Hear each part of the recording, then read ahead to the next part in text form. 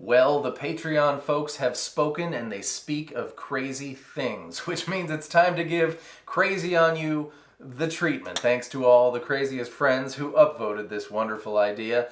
Thanks for that. And speaking of, I think now would be a crazy good time to thank the following crazies for signing up for the Patreon supporter of the Cause Club: Georges Reiser, Keith Rothluber, and Med. Thank you, crazy amounts, for your support.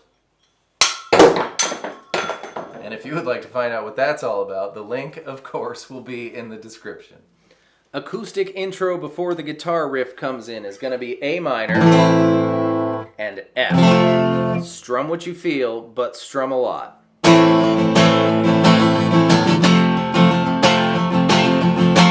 And notice that that F jumps in earlier than you'd expect it to. That's because when the riff does come in, that's the moment the electric guitar is going to hit F, and hence the acoustic guitar has to hit F to meet that moment like this.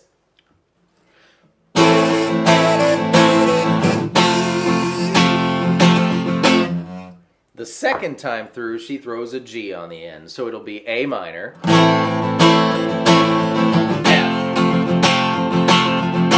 A minor, F, G for your acoustic intro.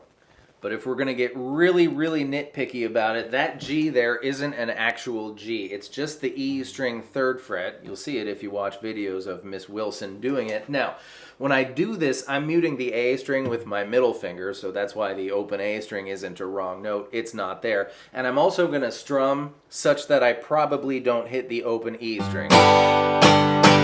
If you do, it's not the end of the world. Also, if you don't care about that detail, just play regular G. It doesn't matter.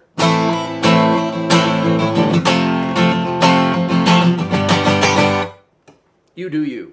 I'm going to be switching back and forth between acoustic and electric here because there's a few spots in this song, or actually most of the song, where you get to decide which part you want to do, and this is one of them. Here we go. With the riff we've all been waiting for. Open A string. Easy. Let's go home. D string. 2, O. A string. 3, 2, O, E string, 1, 3. Here it is.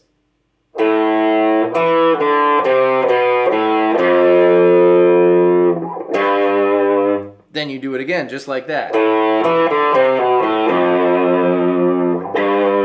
Next time's a little bit different. You start going, but instead of landing on 1 at the end, you'll land on 3.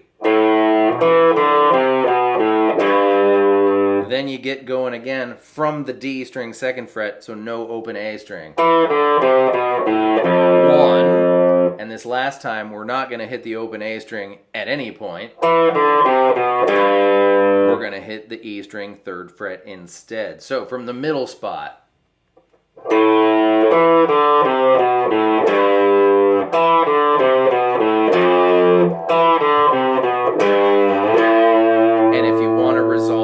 You can play an A note. I chose the E string 5th fret. You don't have to. You can. I'd do it because it's fun.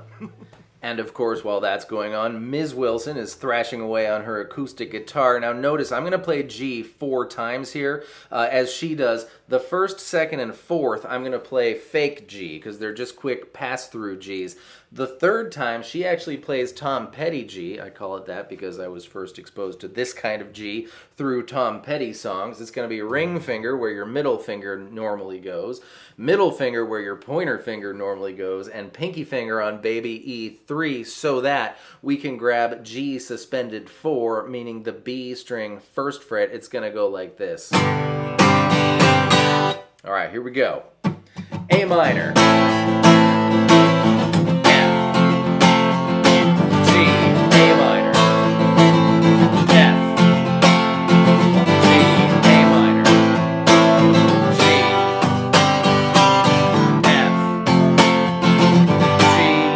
And then you're into the verse.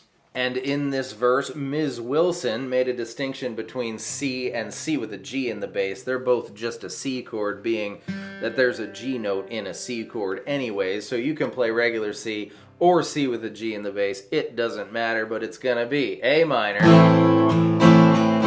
C, D minor, and E E7. That's it. A minor, C of your choice, D minor, E7 for your verse. A minor, D.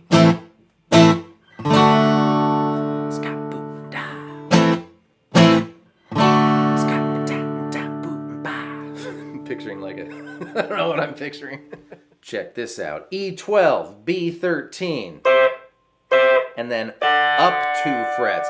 While this is ringing out, place your ring finger on G16 and then grab baby E17 with your pinky finger. Give that a pluck and then pull it off to 14, where your pointer finger is, and then pluck the G string 16th fret.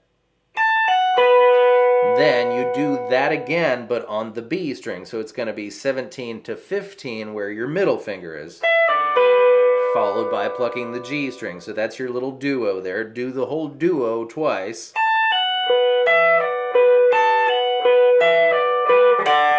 And then you grab the high 2 strings and give it a B-E-E-Y-O-O-M, B-oom.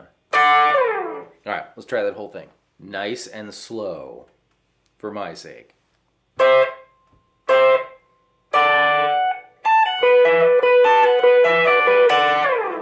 That's it. Now this part we just went over is actually a pretty interesting musical part. In addition to everything I just showed you, the whooshy organs include a B note, which put all together makes it a D6 chord. And the bass is playing E, which makes it, I don't know, whatever this chord is, D2, G2, open B, baby E2. So if you want to be fancy pants at impress your friends at parties, guys, you can go that. I just switched from A minor, took my pointer finger off, and put my pinky finger on E2. Or if you're up here, you could do 12, 13, 14. That's just a bigger chord. And then change it to 14, 12, 14. Kind of got a mystical feeling to it. That kind of sacrifices your ability to do this thing, unless you can move really fast, but I just wanted to share that with you because I think it's cool. Then we're into the tell myself part. It's gonna be, the chords are gonna switch faster. It's gonna be D minor, E minor, C, F, D minor, E7.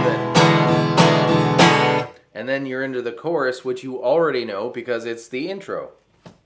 The bridge experiences a total key change. We're gonna need F sharp minor, 2, 4, 4. We're also going to need C sharp minor, starting on the A string, 4, 6, 6, 5. And B minor, same thing, 2 frets lower. Here we go. F sharp minor, D, C sharp minor, back to D, back to C sharp minor, and back to D. Back to C sharp minor, then 2 B minors. Isn't that a nice landing? Into the Oz. Here's E. E sus4 means put your pinky finger on the G string 2nd fret.